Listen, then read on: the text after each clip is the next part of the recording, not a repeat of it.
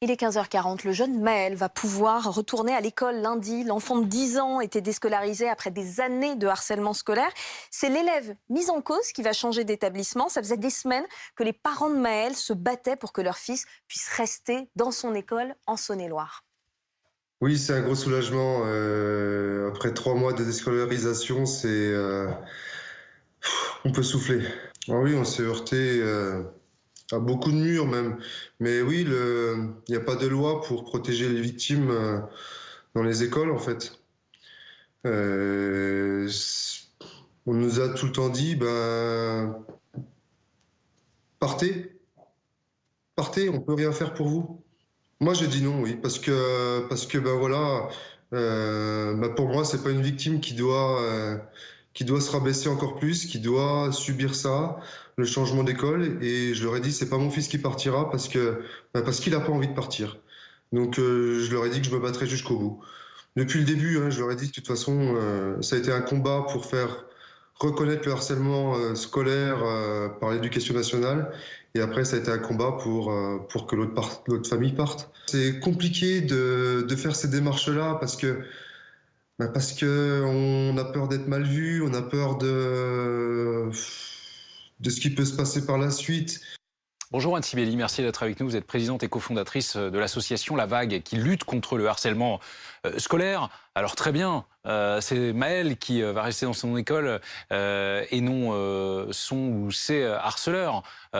On est quelque part content pour lui, pour ses parents. On entendait son père à l'instant d'ailleurs. On vous voyait réagir hors antenne. Si on est un peu fataliste, on se dit que c'est surtout la médiatisation de cette affaire qui a fait avancer les choses, rien d'autre. En effet, j'entendais le témoignage du père de Maël et on ressent voilà, le combat que les parents ont pris à bras-le-corps et qu'ils ont mené en fait pour que leur fils puisse rester scolarisé. Et en effet, donc nous, l'association, c'est une association de familles. Donc on a énormément de témoignages de cet ordre-là. Et très souvent, la médiatisation va permettre d'être un déclencheur pour trouver une issue à une situation où en fait... Comme si c'était une béquille, la médiatisation. Malheureusement, oui. Malheureusement, on est sur un système où il faut parler d'un sujet pour qu'il y ait des prises de conscience et qu'il y ait des actions qui soient faites. Je dirais qu'aujourd'hui, ce qui est très compliqué dans les écoles primaires notamment et maternelles, c'est que le harcèlement scolaire, c'est un délit. Et quand on parle d'enfants qui ont 8, 9, 10 ans, de faire reconnaître une intention de nuire, c'est très compliqué. Néanmoins, on est quand même sur des violences scolaires avec des traumatismes qui peuvent être très importants. Voilà, c'est aux adultes qui sont responsables de prendre des mesures pour que ces enfants puissent aller à l'école en toute sérénité, mais que ce Quelles soit les enfants mesures qui sont auteurs ou les enfants qui seraient victimes. Quelles mesures, Anne Sibeli? Quelles mesures peuvent être prises dans les écoles primaires? Oui. Nous, ce qu'on envisage déjà, c'est qu'il y ait un suivi avec un psychologue scolaire qui soit proposé assez rapidement. Ce n'est pas toujours le cas?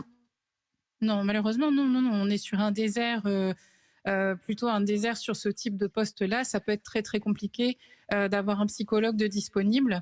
Et puis des aménagements pour que les enfants puissent ne pas partager les récréations en commun, puissent déjeuner à la cantine à des horaires différents, puissent au maximum être séparés et autant que possible, effectivement, si on n'arrive pas à trouver une issue favorable en fait pour la victime, que l'enfant qui soit auteur change d'établissement scolaire autant que possible. Ça doit être dans ce sens-là, forcément, selon vous?